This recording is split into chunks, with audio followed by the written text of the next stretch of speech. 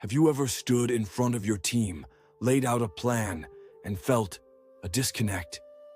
You speak, they nod. But a week later, the instructions haven't been followed. The progress is agonizingly slow. You find yourself fixing mistakes you thought were already addressed. It is a specific kind of frustration. It is the loneliness of leadership. You're not alone in this feeling. Even the greatest strategists in history face the burden of command. One man in particular mastered the art of discipline and strategy like no other. Miyamoto Musashi, the legendary samurai, undefeated in over 60 duels.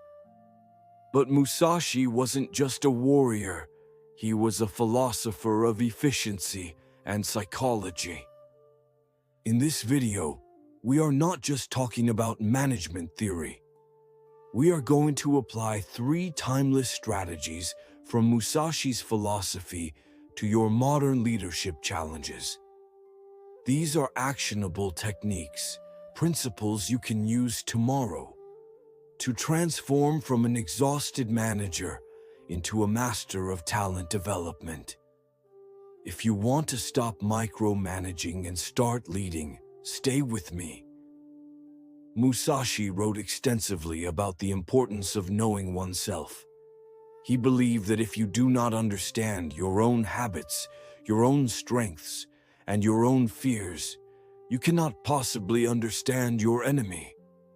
In business, your team is not your enemy, but the principle remains. Many managers try to lead everyone the same way. They use a cookie-cutter approach. This is a fatal mistake. Before you can guide effectively, you must understand the human in front of you. Who is the person that needs autonomy to thrive? Who is the person that needs reassurance? Who freezes under pressure and who rises to it? If you don't know the answer, you aren't leading, you're just guessing. So, how do we apply this? Don't rely on intuition alone. Formalize the understanding. Musashi was analytical. You should be too. Start with a self-assessment exercise, not a performance review, but a personality review. Ask your team members to answer 3 simple questions. 1. What is the environment where you do your best work? 2. What is your biggest blocker to productivity? 3. How do you prefer to receive feedback? Take this data into your one-on-one meetings. Listen more than you speak. When you tailor your guidance to the individual, coaching the analytical mind with data and the creative mind with vision, you unlock a level of engagement you didn't know existed. Remember, effective leadership begins not by teaching, but by understanding. There is a concept in Japanese sword fighting called Ittō-ryōdan. It means cutting in 2 with a single stroke. It represents decisive action, no hesitation, no wasted movement. In the corporate world, the opposite of Ittō-ryōdan is ambiguity. Vague instructions, goals that shift every week, feedback that is sugar-coated until it loses its meaning. This ambiguity creates a fog of war within your office.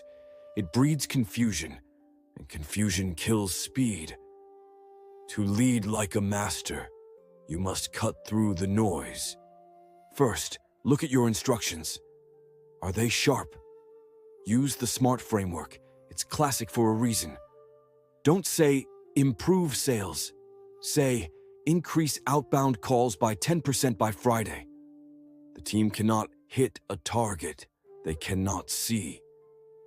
Second, and perhaps more difficult, is the timing of your feedback. In battle, if you see an opening and wait to strike, you lose. In business, if you see a mistake or a victory and wait for the quarterly review to mention it, the moment is lost. Address issues immediately. I saw how you handled that client call just now. The tone was perfect. Or, the report you submitted had a data error. Let's look at it now so it doesn't happen again. Immediate feedback prevents small weeds from becoming a jungle. By being decisive and clear, you remove the burden of guessing from your team's shoulders. They know exactly where they stand. And that clarity is power. Musashi famously said, "Today is victory over yourself of yesterday. Tomorrow is your victory over lesser men." He believed the battle was won long before the sword was drawn. It was won in the years of preparation. How does this apply to your busy schedule? It comes down to systems and resources. If you find yourself repeating the same basic instructions over and over, you haven't prepared the battlefield. You are fighting a battle you should have already won. You need to build a library of knowledge. Standard operating manuals, checklists, step-by-step video guides. These are not boring administrative tasks. These are your leverage. When you create a resource, you are cloning your best thinking. Once the resources are in place, schedule the training. Make it a ritual. Don't wait for a crisis to train your team. Run short, consistent workshops. Role-play difficult scenarios. When education is built into the routine, your team builds muscle memory. They stop asking, "How do I do this?" and start asking, "How can we do this better?" That is,